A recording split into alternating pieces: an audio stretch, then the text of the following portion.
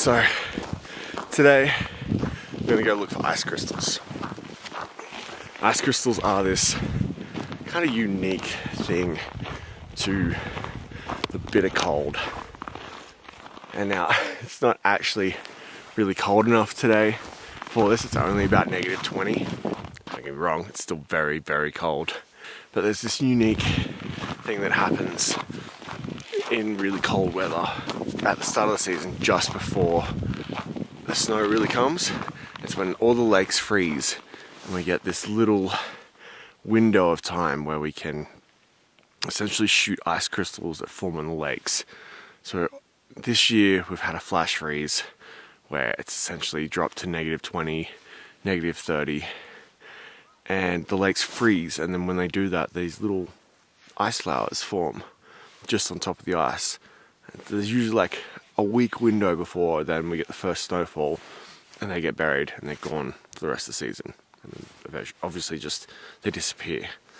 So hopefully this morning I can find some along the edge of Boat Lake. I'm just going for a walk now, trying to find a nice little like open fresh patch that's just frozen. So let's go for a little walk and see what we can find. So I found what looks like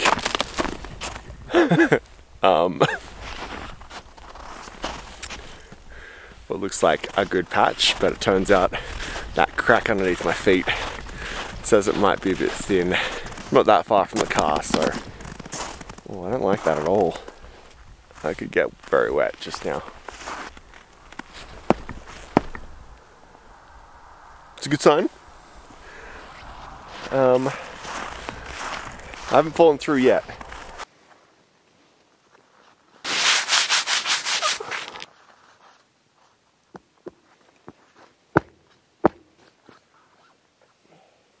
I mean, at least underneath where I am right now is only like a foot or two deep, so at the very worst I'll just get wet. But I found some interesting crystals, so let's take a couple shots and see what we can find.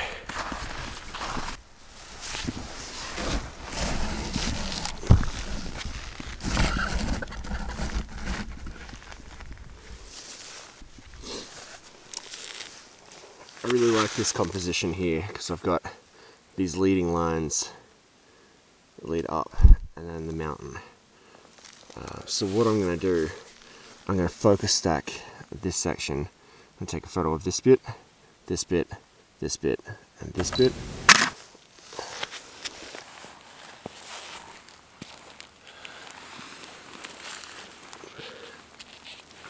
I don't want to damage these ice crystals because they're really pretty, but what I like about this frame is that, well, one, that I will not in it, but it leads up and then up to the mountains.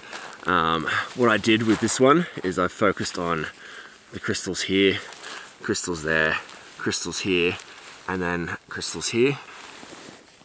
Doesn't look like we're going to get anything of a sunrise. It's just kind of nice to be out, to be honest. It's nice and quiet. There's no one here because it's fucking cold. It's really peaceful. I like it. Thanks for coming out with me, I guess.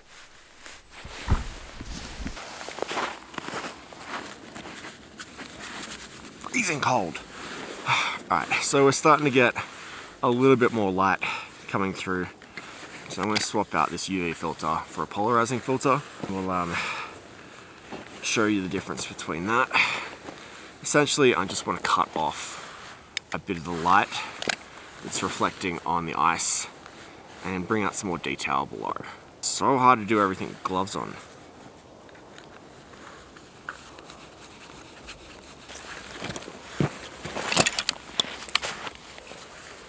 Ooh. Actually starting to get some really nice light come through. This could be rather interesting. I'm gonna rush now, don't I? What am I doing, may you ask? Swapping this out so that I can get some really low angles from upside down. My favorite thing about this tripod, except that it's really fiddly to put it together and actually get it done. allows me the opportunity to do this. Except my fingers don't want to work. One day I'm going to actually lose my fingers to the cold, but it'll be worth it for these beautiful photos. Now, let me put my camera on the ice. Great.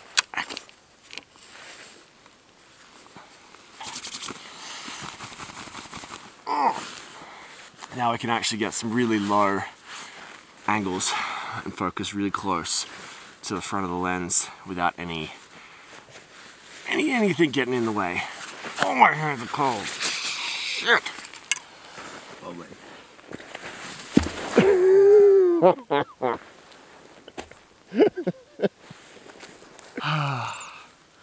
Nice and slippery, folks.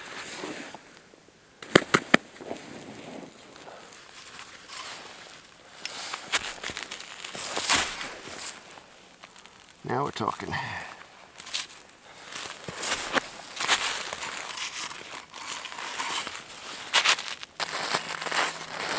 Oh, my belly's in the ice. Oh god. First of all, when blending photos, we want to make sure the white balance is set so that it doesn't change as the light changes. First we're going to set the exposure. So I've got ISO is a bit high actually. Let's go with, let's go down all the way to 100 and we can just bring up that exposure. Alright, so for this one, to get detail in the foreground and the sky, I'm going to have a 1/15 of a second and 7.1 aperture, and then we're going to focus stack the mountain and then bring the focus right down as close. We're actually getting a lot more detail in the foreground than I was expecting, which is really cool. Really like the foreground on this one, but also doesn't really show you how I'm using the circular polarizer. What I'm going to do is move to actual open ice, because you can see straight to the bottom right now. It's really, really cool.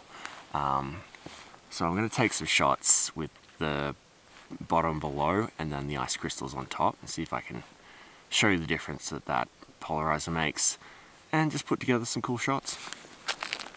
And hopefully not slip over in the ice again.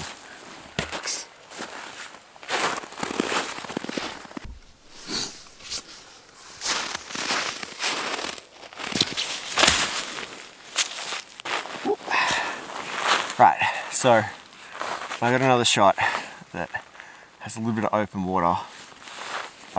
open ice. I'm gonna shoot 2 shots, focus stacking both, and then I'm gonna change the circular polarizer to show you the difference between what we can pull out from below, and then also how sometimes you don't want to use it and you just want the reflection to reflect the sky or the color or anything like that.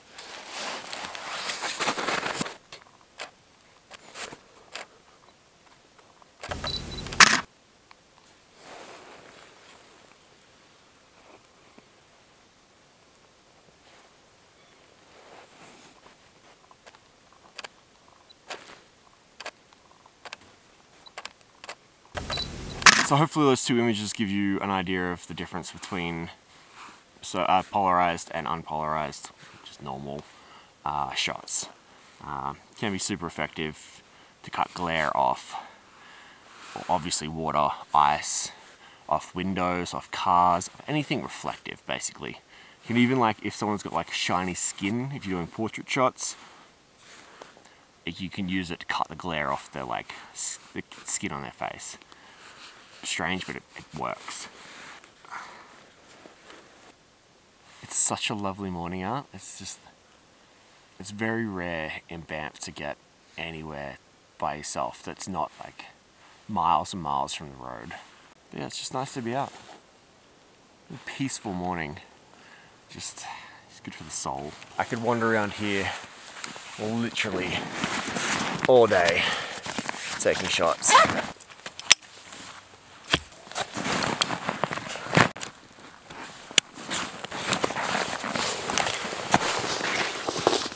Guys, thank you so much for watching. I hope you learned something. Focus stacking is something that I do a lot, like in a lot of my photos. It's a super easy process and it's very effective. Yeah. That's it. I don't really know how to end these things. I'm just gonna hit that little red button that says stop recording. Have a great day. I'll see you next time. Peace.